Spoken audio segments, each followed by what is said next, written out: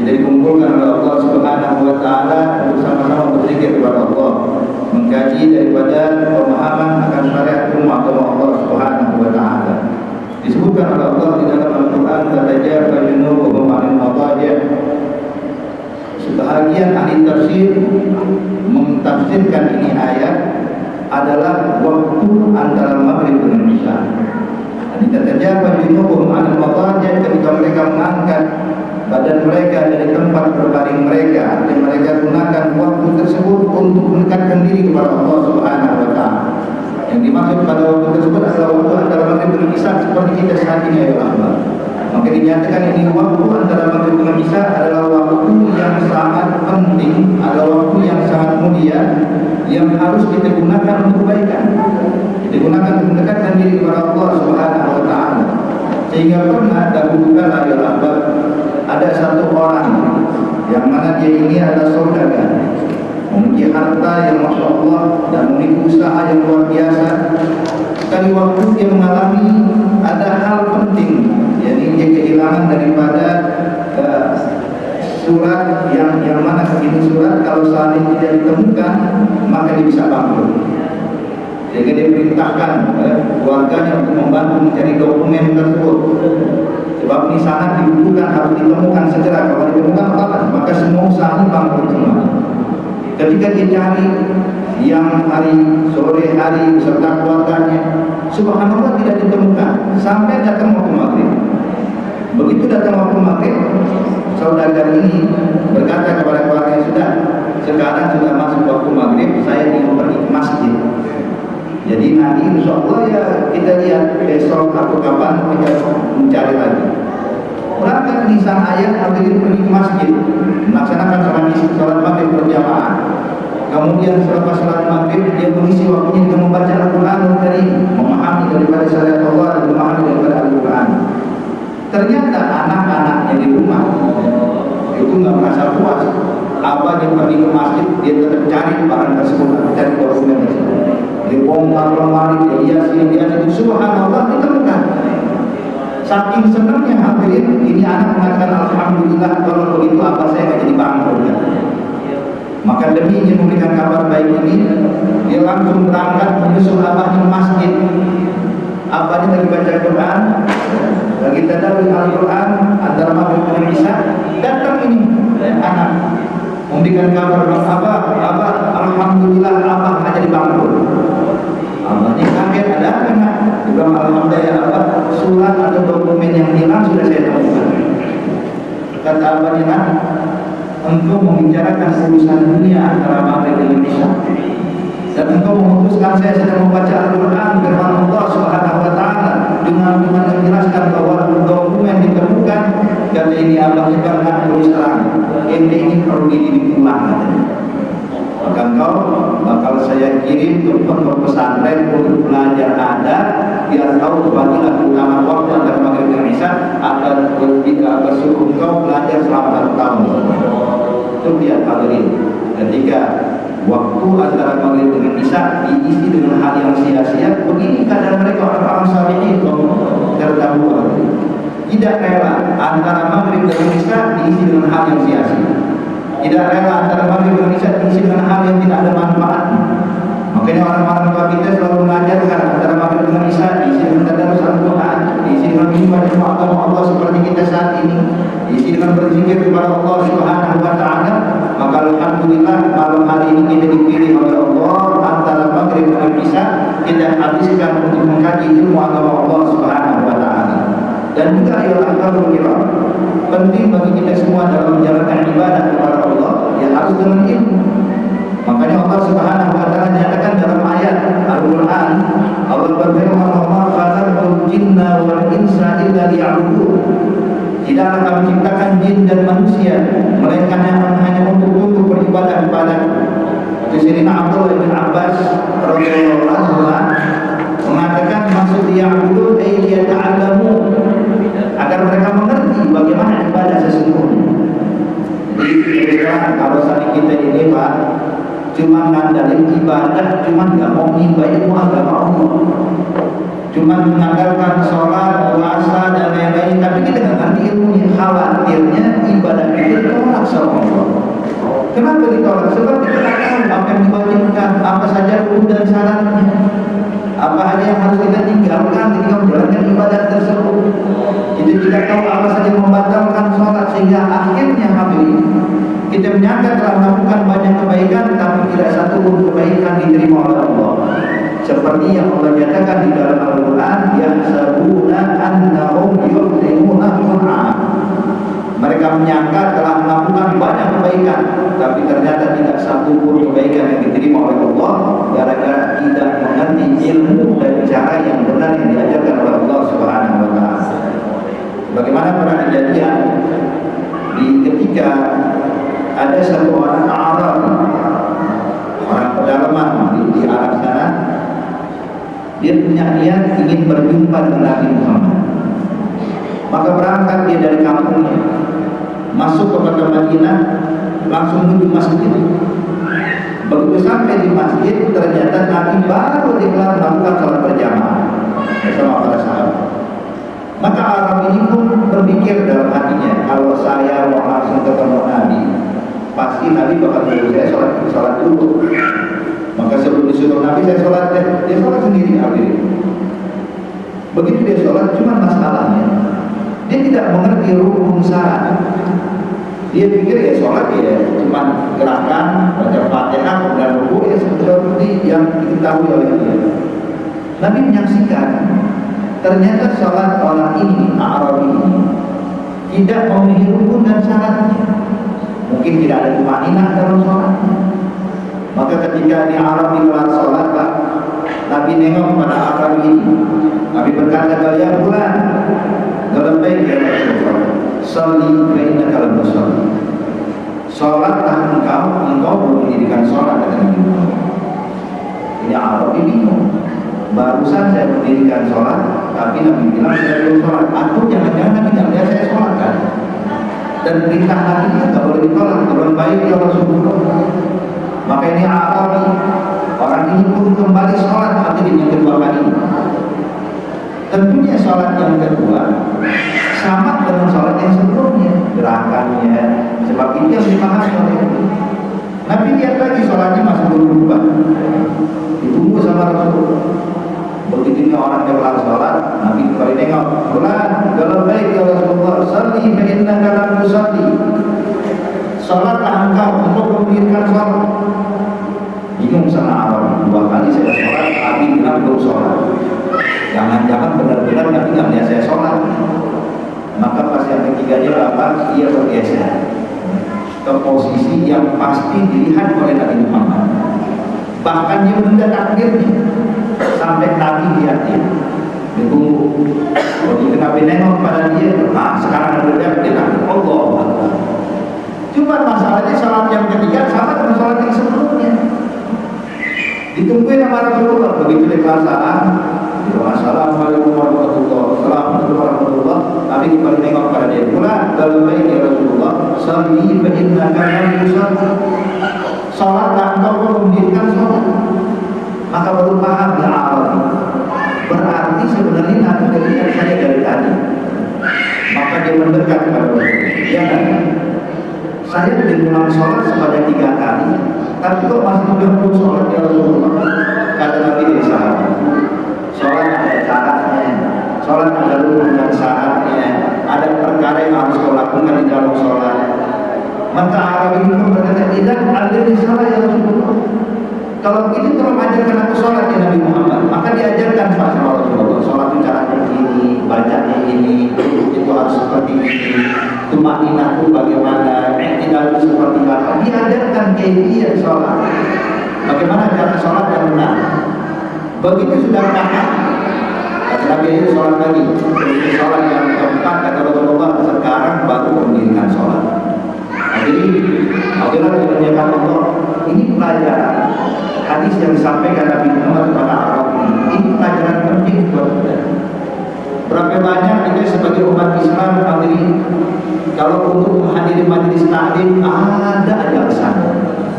Ayo belajar ilmu agama Allah. Yang penting saya akan sholat. Saya nggak punya waktu untuk hadir majelis ilmu. Saya nggak ada waktu untuk duduk di hadapan ulama. Yang penting saya ibadah, nggak tinggal. Yang penting saya sholat, yang penting saya puasa. Banyak kan orang mati susah, tapi kalau dia bilang yang penting saya sholat, yang penting saya ibadah. Yang kita khawatirkan takutnya sholatnya kita sama kayak sholatnya Arabi. Kita menganggap kita udah sholat, menganggap kita udah ibadah, namun apa yang diterima sama Allah? Tidak ada ya Allah. Sebab orang yang tidak mengerti agama, tidak mengerti akan syariat Islam ini, umat Islam tidak memahami syariat Islam ini, terbagi menjadi dua kelompok. Jadi orang yang tidak mengerti ilmu terbagi menjadi dua kelompok. Ada yang ma'adur, ada yang ghairu ma'adur.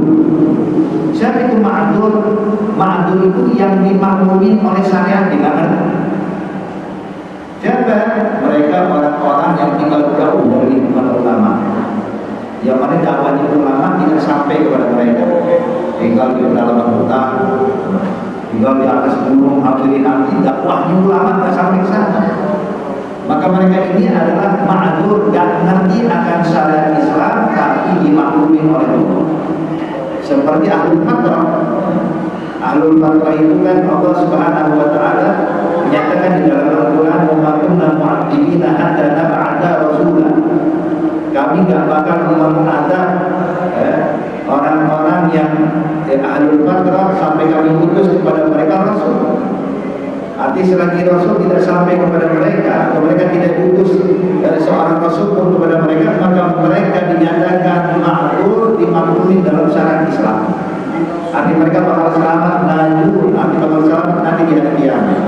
Gak bakal diadab dalam api neraka Allah. Sebab Allah menyatakan kami gak bakal mengadab sampai kami utus rasul kepada mereka. Ini ahlul fatrah, maka mereka akan dimaafkan oleh Allah atas ketidakpahaman mereka akan agama Allah Subhanahu wa taala.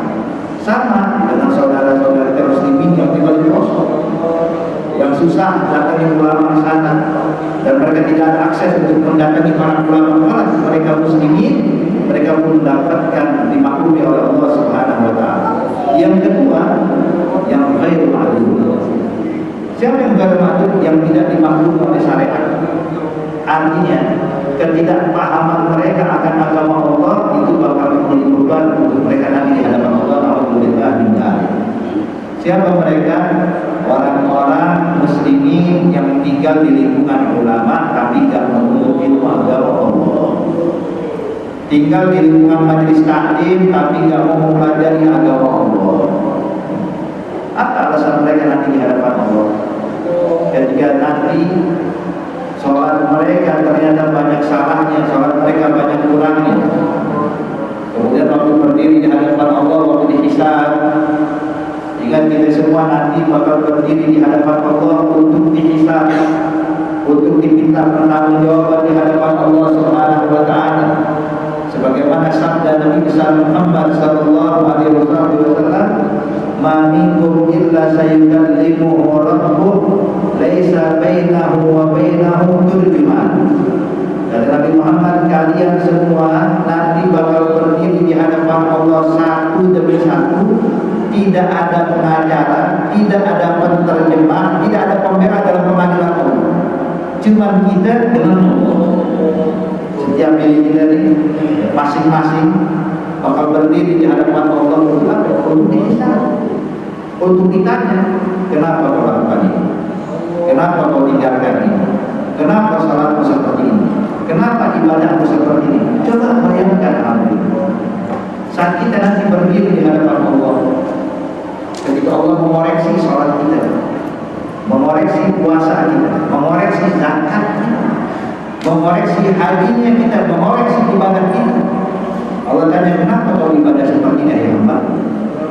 Kenapa kau melakukan ibadah ini kau tidak sempurna? Apa jawab kita? Apa bakal kita ucapkan kepada Allah? Kita bakal bilang, ya Allah, saya tidak tahu kalau salat saya tidak sah. Saya tidak tahu kalau ibadah saya tidak kau terima gara-gara kurang rukunnya, kurang syaratnya. Apakah hari ini bisa dimaklumi sama Allah? Ya Allah. Allah bakal berkata, kenapa kau tidak belajar? Bukankah kami perintahkan kalian untuk bertanya kepada para ulama hal yang tidak kalian ketahui? Bukankah aku telah menyatakan kepada kalian fas'alu ahla dzikri in kuntum la ta'lamun? Tanyakan kepada ulama hal yang tidak kalian ketahui. Kira-kira kita menjawab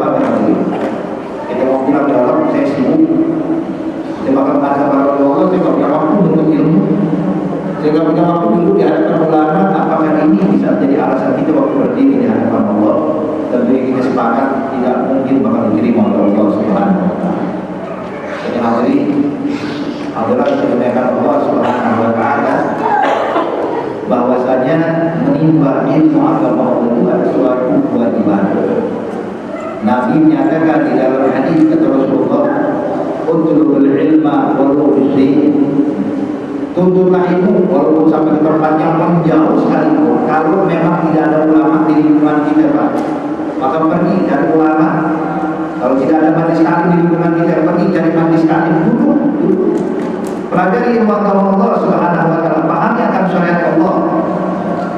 Kalau berilmu fardhu ala kulli muslim, menimba ilmu hukumnya wajib bagi setiap muslim. Jadi tidak ada alasan. Jangan kita bedakan antara ibadah sholat dengan nimba ilmu. Kalau sholat wajib, kalau nimba ilmu nggak bisa berbilang. Justru menimba ilmu agama Allah juga hukumnya wajib, sebagaimana Nabi menyatakan kalau berilmu fardhu ala kulli muslim, wajib bagi setiap muslim.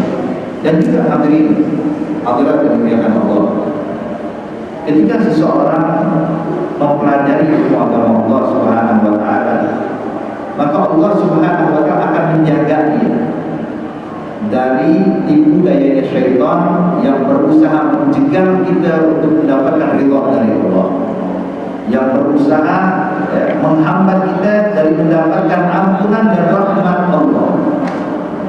Syaitan tak bakal tinggal diam kalau lihat orang yang belajar ilmu agama Allah. Wah, syaitan bakal bisa gimana caranya dia tak menjauhkan diri dia dari kemiskinan. Hadirin, sebab dinyatakan inna alim wahid asyad ala syaitan min sab'in alim. Dinyatakan satu orang ahli ilmu itu lebih sulit ditaklukkan oleh syaitan dibandingkan 1000 ahli ibadah. Satu orang alim perbandingannya dengan 1000 ahli ibadah. Syaitan bisa menyesatkan 1000 ahli ibadah mudah, tapi menyesatkan satu orang alim susah, bukan main-main. Contoh hadirin. Dahulu Imam Ahmad bin Hanbal radhiyallahu anhu, beliau ketika dalam keadaan sakaratul maut, duduk di sampingnya para murid-muridnya yang melihat keadaan gurunya masih dalam keadaan natal. Maka sekali waktu Imam Ahmad bin Hanbal mengalami masa ghaibubah, tidak sadarkan diri, hilang kesadaran. Para murid khawatir, jangan-jangan ini waktu meninggal, jangan-jangan ini waktu dicabut roh Imam Ahmad. Maka salah satu murid pun mendekat ketika Imam Ahmad mentalkinkan kalimat tauhid, membimbing mengucapkan kalimat la ilaha illallah. Sebab kita tahu adalah apa? Nabi pernah menyatakan maka akhir kalami min dunya la ilaha illallah dakhala jannah. Barang siapa yang akhir ucapannya dari dunia ucapannya la ilaha illallah, maka dia bakal masuk ke dalam surga. Maka sang murid mentalkinkan kalimat tauhid, membisikkan ke telinga sang guru la ilaha illallah, la ilaha illallah. Namun anehnya Imam Ahmad bin Hanbal malah menjawab la, tidak dan tidak. Maka saat itu para murid-murid yang ada pada itu bingung. Ada Imam Ahmad bin Hanbal yang mengenalkan kita kepada Allah, yang ajarkan kita syariat, yang membimbing kita untuk takut pada Allah. Kok giliran mau meninggal waktu ditalkinkan kalimat la ilaha illallah malah menjawab tidak. Maka semua yang hadir khawatir gurunya bisa tinggal seperti mati. Semuanya pun menangis di ruangan tersebut. Panik, bingung, mau gimana lagi? Subhanallah, dalam kemudian Imam Ahmad pun kembali sadar. Melihat ruangan, semua orang pada menangis, ditanya oleh Imam Ahmad, kembali begitu, apa yang membuat kalian menangis? Maka salah satu murid pun berkata, itu Pak, kalau pikir tadi waktu kau mengalami masa kehidupan itu adalah akhir hayatmu, itu adalah penghujung umurmu.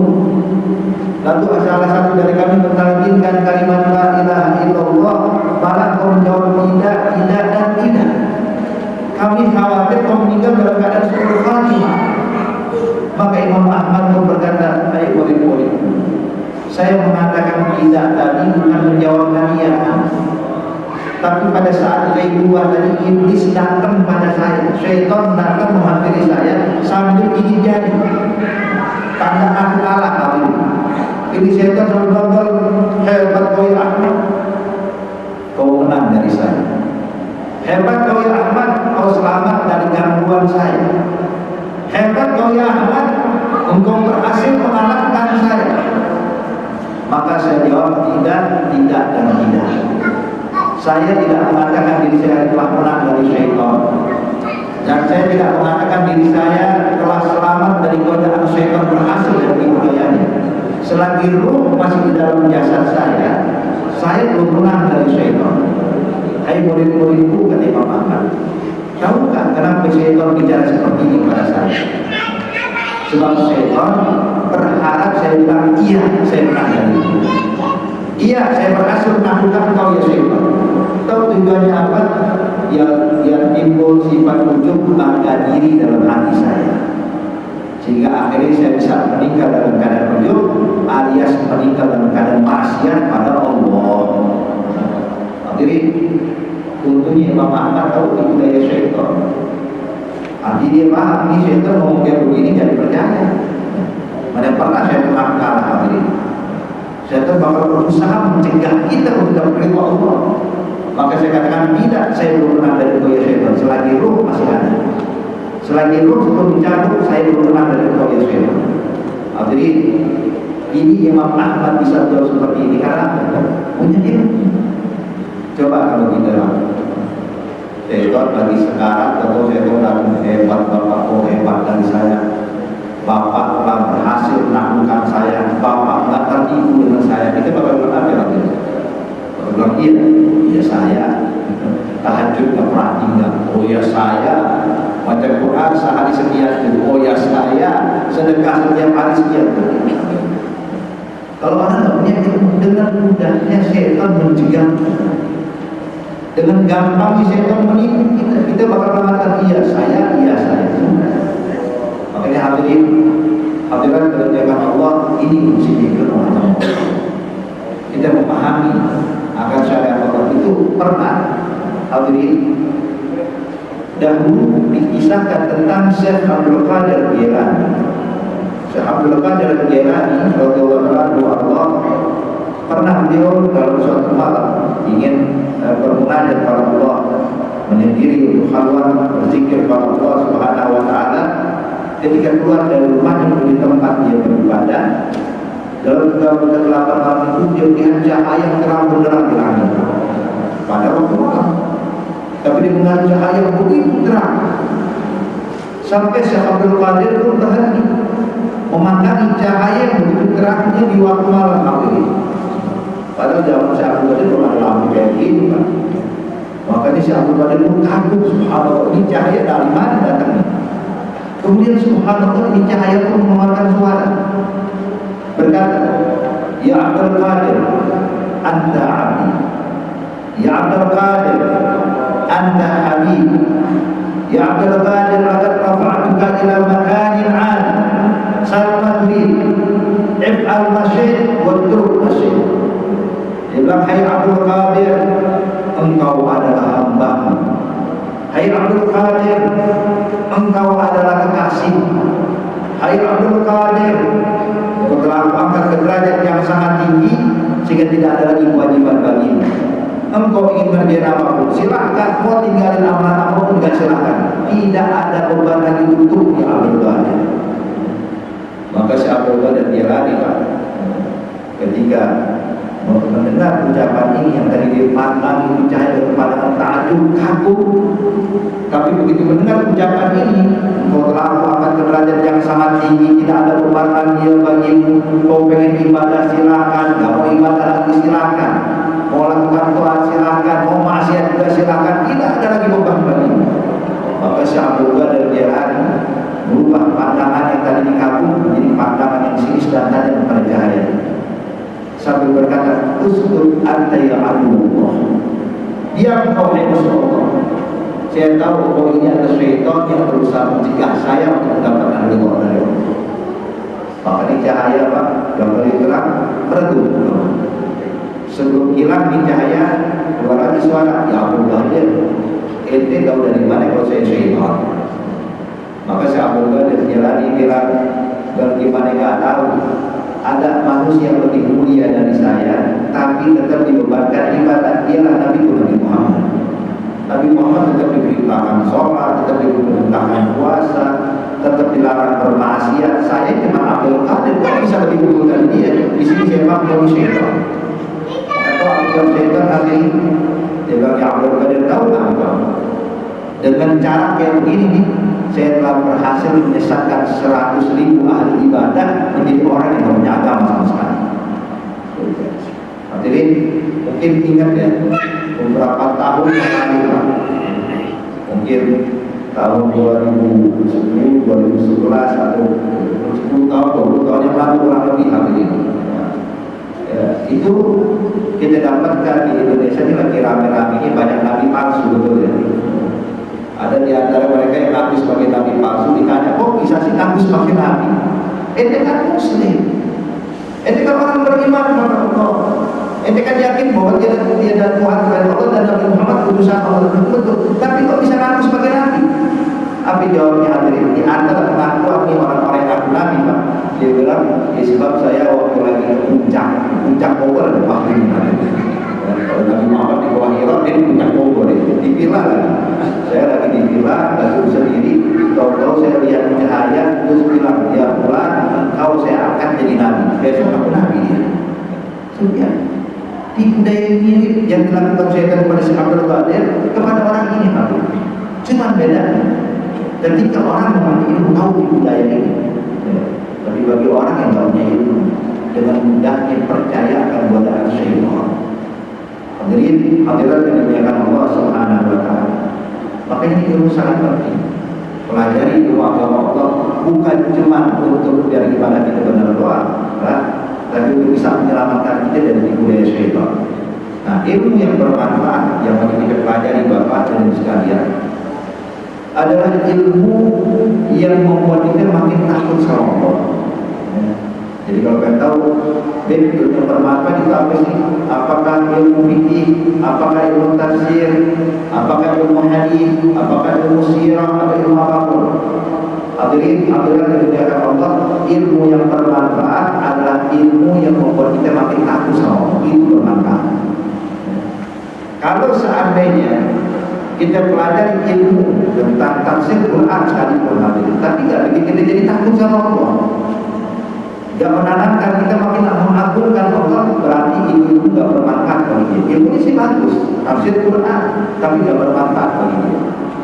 Makanya disebutkan hadirin dimuliakan Allah Subhanahu wa taala bahwasanya ilmu yang sebenarnya itu yang menanamkan kita rasa khasyah. Sebab Allah nyatakan dalam Al-Quran, innama yakhshallaha min ibadihil ulama. Jadi orang yang takut pada Allah dia para ulama. Jadi kalau seandainya dia belajar puluhan tahun tentang ilmu agama Allah, dia belajar tafsir Quran dari mulai surah Al-Fatihah hingga surah An-Nas, dia pahami hadis-hadis Rasulullah, dia hafal ribuan hadis sekalipun, dia pahami syariat 4 mazhab sekalipun, tapi tidak membuat dia takut sama Allah, berarti ilmu tidak bermanfaat bagi dia. Ilmunya bagus, tapi tidak bermanfaat bagi orang ini. Maka inilah yang dinyatakan di dalam riwayat hadis, man istada ilman wa lam yazdad hudan lam yazdad minallahi illa bu'da. Barang siapa yang bertambah ilmunya tapi tidak dapat hidayah, maka bukan makin dekat dengan Allah, melainkan makin jauh dari Allah. Jadi ilmu yang bermanfaat itu adalah ilmu yang membuat kita makin mengagungkan Allah, makin takut pada Allah, berarti ilmu bermanfaat. Dan seseorang dinyatakan memahami akan syariat Allah, dilihat seberapa besar takutnya dia kepada Allah. Ini pernah darah wanita yang kering kadang-kadang sampai keluar. Gimana hukumnya sekarang?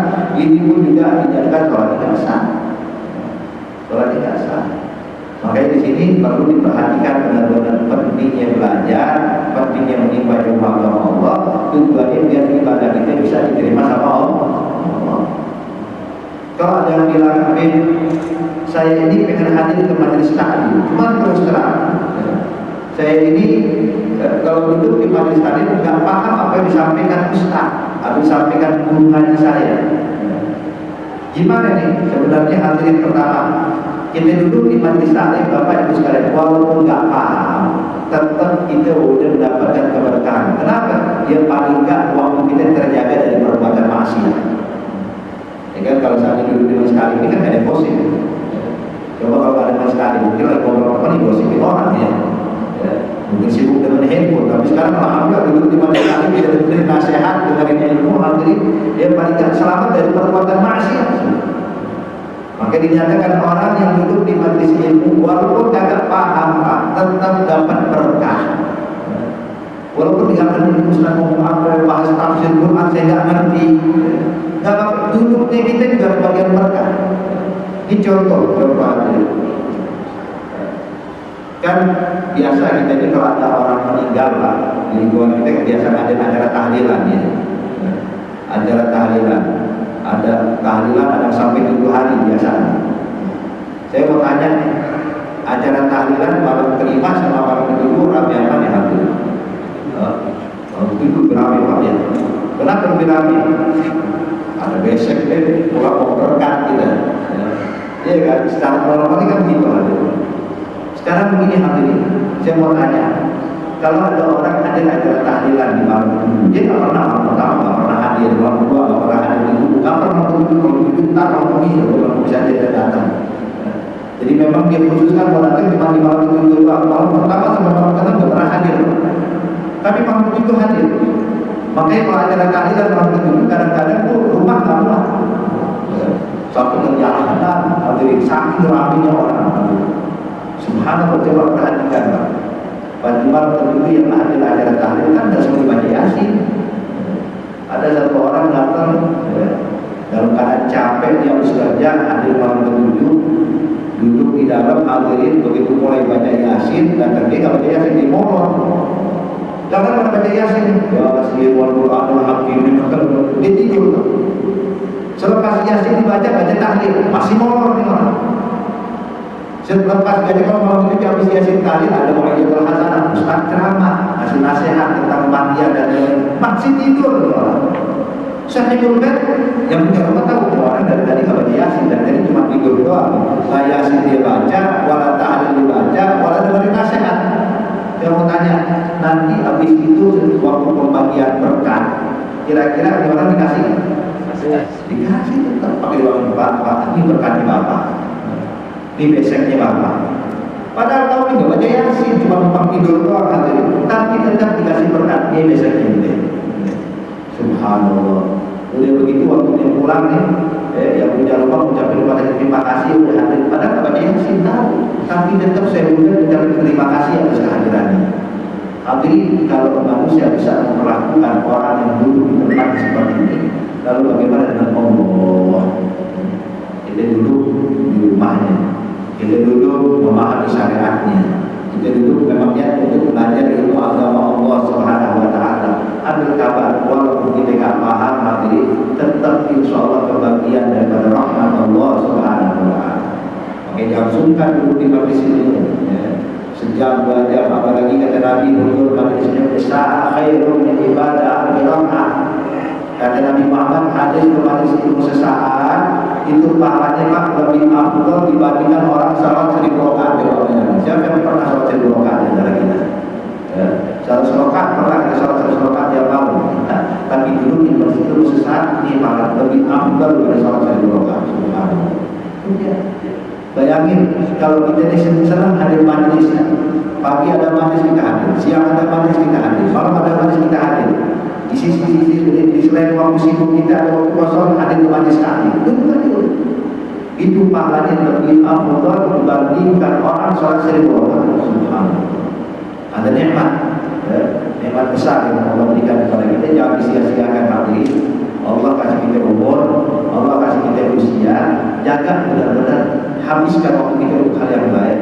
Duduk di tempat-tempat yang baik seperti ini. Insya Allah, ya kita berharap kepada Allah Subhanahu Wa Taala agar Allah taufik hidayah buat kita semuanya.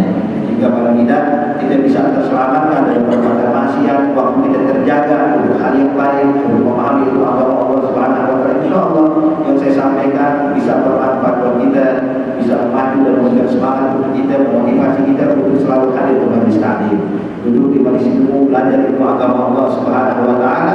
Insyaallah apa yang kita mendapatkan keutamaan besar dari Allah Subhanahu wa taala, dan kita digolongkan orang-orang yang mendapatkan ridha dari Allah. Amin ya rabbal alamin. Mungkin dari sini hadirin, kalau ada pertanyaan silakan, kalau ada yang mau bertanya, atau kita tutup. Silakan, mungkin ada yang mau bertanya tentang pembahasan kita atau yang lainnya, masih ada waktu itu.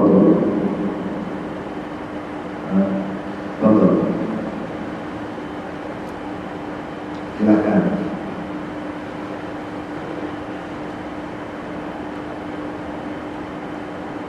Ya, Habib. Silakan. Saya kan pekerja online ya, driver ya. Di kadang tuh di kayak maghrib gitu kan, kayak sekarang ini saya kan hampir mendekati isya ya. Kadang-kadang suka waktunya suka kelewat tuh, gimana ya cara ini sih? Kelewat maksudnya dengan kerja kita. Memang kalau kita bisa mengatur waktu sebaik-baiknya, itu ada waktu yang kita khususkan. Kalau kita bisa untuk mengisi waktu kita untuk sholat terlebih dahulu dan kita lanjutkan, maka kita utamakan sholat kalau kita lanjutkan pekerjaan kita. Tapi kalau memang subhanallah, Habib ini gak bisa ditinggal. Ini suatu pekerjaan saya ini gak bisa ditinggal. Kalau ditinggal ini urusannya bakal dampaknya besar nanti, kalau bakal bawa kemudian ini dan itu, dan bakal dampak buruk juga bagi saya nantinya. Maka di dalam syariat Islam hadirin, dibolehkan bagi kita untuk menunda sampai sebelum waktu. Sebab waktu sholat itu kan, waktu maghrib itu dari mulai tenggelamnya matahari sampai tenggelamnya mega merah, kurang lebih sekitar 1 jam 10 menit atau 1 jam 20 menit, 1 jam 10 menit kurang lebih. Nah, perintah untuk melakukan sholat, Allah nyatakan aku sholat, atau Allah nyatakan dalam Al-Quran, hafizu ala sholawat wa sholatul wusta wa qumu lillahi qanitin. Jagalah sholat pada waktunya, artinya sholat di dalam waktu selagi tidak keluar dari waktu. Maka usahakan untuk bisa tuh, jangan sampai sholat di luar waktu. Di luar waktu. Namun kalau dia tidak memungkinkan, mungkin kadang saya bisa, cuma terkadang tidak memungkinkan. Ada mungkin hadirin di dalam syariat Islam itu diizinkan yang namanya jamak taqdim atau jamak takhir. Apalagi kan mungkin kita ini mungkin bukan orang yang asli sini ya, nanti orang yang tinggal bukan di lingkungan sini ya. Hukumnya itu dinyatakan bertambah musafir, sedangkan safar itu Pak, safar adalah pendapat yang paling kuat dalam madhab Syafi'i itu. Jamak itu kalau safar itu safar qasar, artinya safar qasar itu perjalanan yang mencapai kurang lebih 80 km lebih dari tempat kita, dari lingkungan kita, baru boleh jamak. Namun ada pendapat sebagian ulama mungkin bisa digunakan buat saudara-saudara kita yang memang mendapatkan kesulitan. Ada istilah sebagai ulama dan pendapat yang kuat, safar al-wasir, walaupun perjalanan ini tidak mencapai 80, hanya sekian kilo doang, maka ini boleh jamak atas pendapat ini. Cuma usahakan, saya tidak menyarankan bagi jamak terus enggak. Nanti kalau memang lagi tertekan dan terdesak, maka kita gunakan ini jamak. Digunakan jamak. Tapi kalau enggak, maka afdal dilakukan salat pada waktunya yang sesuai dengan yang diajarkan, yang diajarkan oleh Allah, yang diajarkan oleh Rasulullah Sallallahu Alaihi Wasallam. Kalau bisa dipahami ya. Ada lagi? Cukup. Al-Buat dan Al-Buat Muhammad al-Hadini yang berbina dengan syarikat Walilah Hadratin Nabi Muhammad Sallallahu Alaihi Wasallam Al-Fatihah.